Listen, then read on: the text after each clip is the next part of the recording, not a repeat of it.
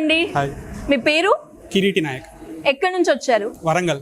Warangal. Okay, Warangal నుంచి ఇక్కడికి వచ్చి శ్రీధర్ సిసిలో జాయిన్ అవ్వడానికి రీజన్ ఏంటి? యాక్చువల్లీ నేను 23 పాస్డ్ అవుట్ అండ్ కార్పొరేట్లో వర్క్ చేస్తుండే టీసీఎస్లో 2 years. ఆహా, అది లాస్ట్ 6 months బ్యాక్ రెసిగ్నేషన్ చేసి శ్రీధర్స్లో జాయిన్ త్రూ రెఫరెన్సే, కజిన్స్ కానీ సిస్టర్ కానీ వాళ్ళ రెఫరెన్స్ ద్వారానే ఇక్కడికి వచ్చాను. కాదండి, ప్రైవేట్ జాబ్ చేస్తూ ఉన్నారు కదా, Yeah. ప్రైవేట్ నుంచి గవర్నమెంట్ కి షిఫ్ట్ అవ్వడానికి రీజన్ ఏంటి? బ్యాలెన్స్డ్ లైఫ్ కోసం, సెక్యూరిటీ కోసం, మేజర్లీ ఫ్యామిలీ గురించి. ఫ్యామిలీ.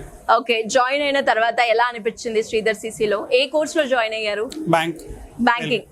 సో ఎలా ఉంది ప్రిపరేషన్? బాగా చెప్తున్నారా ఫ్యాకల్టీ అంతా?